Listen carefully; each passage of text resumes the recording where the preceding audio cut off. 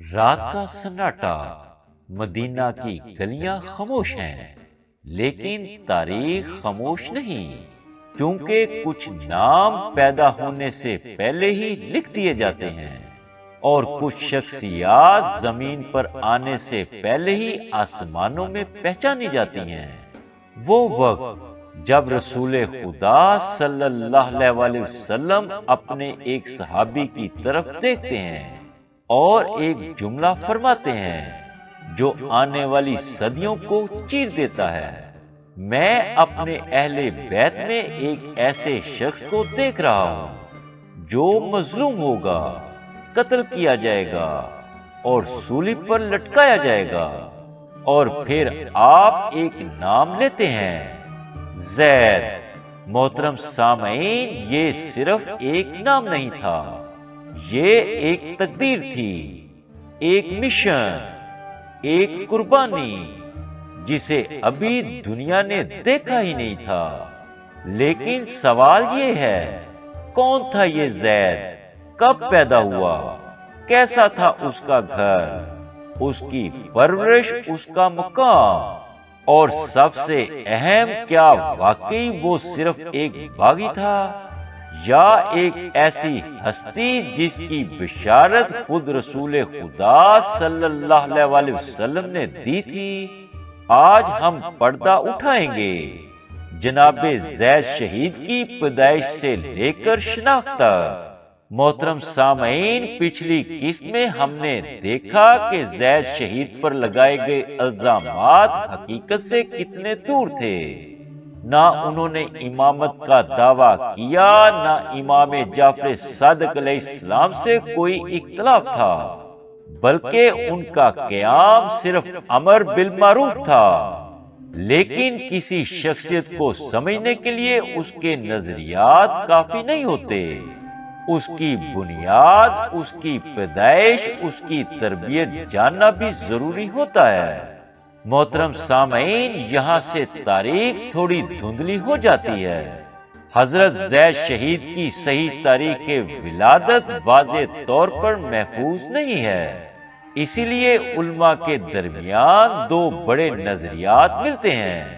کچھ مورخین کہتے ہیں کہ جناب زید شہید کی والدہ محترمہ جناب حورہ وہ خاتون تھیں جنہیں مختار سقفی نے امام زین العابدین علیہ السلام کی خدمت میں بھیجا تھا۔ اسی نسبت سے بعض نے سن ولادت 26 ہجری اور بعض نے اس کے آس پاس کے سال لکھے۔ دوسری طرف ایک مضبوط اور زیادہ متفقہ نظریہ یہ کہتا ہے کہ زید شہید کی عمر 42 سال تھی جب وہ شہید ہوئے، اور شہادت 2 صفر 122 ہجری میں ہوئی، تو سادہ حساب سے ولادت بنتی ہے 80 ہجری، جبکہ پہلے نظریے میں ایک بڑا خلا ہے، اس میں واضح تاریخ یا سال موجود نہیں، صرف ایک واقعہ مختار پر قیاس کیا گیا، جبکہ دوسرے نظریے میں عمر اور تاریخ شہادت دونوں موجود ہیں۔ اس لیے محققین کا جھکاؤ اسی طرف ہے کہ حضرت زید شہید کی ولادت 80 ہجری مدینہ میں بروز جمعہ وقت فجر ہوئی۔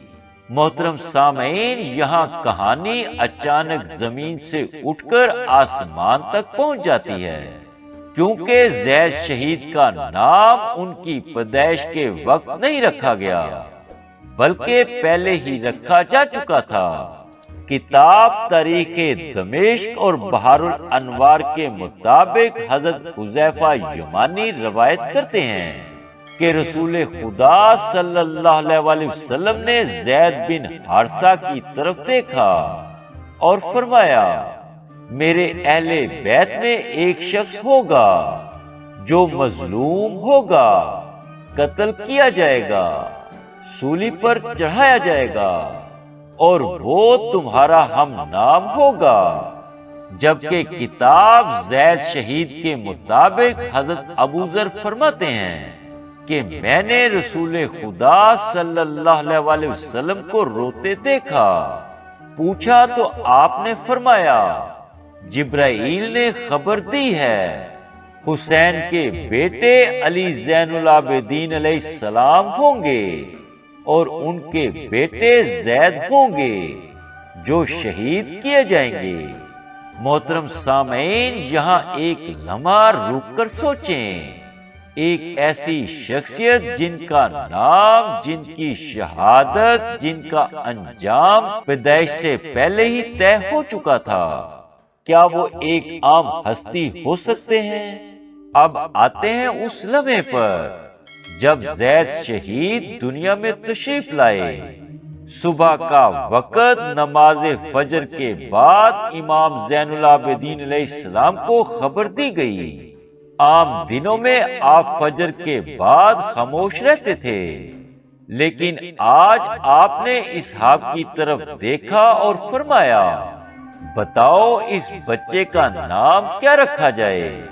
ہر ایک نے نام پیش کیے، مگر امام نے قرآن منگوایا۔ پہلا صفحہ کھولا تو یہ آیت سامنے تھی، اللہ نے مجاہدین کو عظیم اجر کے ساتھ فضیلت دی ہے۔ دوبارہ قرآن کھولا تو یہ آیت سامنے تھی، اللہ نے مومنوں کی جان و مال خرید لی ہے۔ وہ اللہ کی راہ میں لڑتے ہیں، قتل کرتے ہیں اور قتل کیے جاتے ہیں۔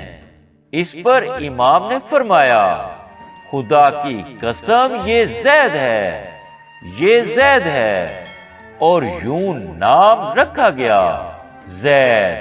محترم سامعین، زید شہید کی کنیت ابو الحسین تھی، ان کے بیٹے حسین کی نسبت سے، جبکہ لقب حلیف القرآن تھا، کیونکہ آپ ہر وقت قرآن کی تلاوت، غور و فکر اور عمل میں مصروف رہتے تھے۔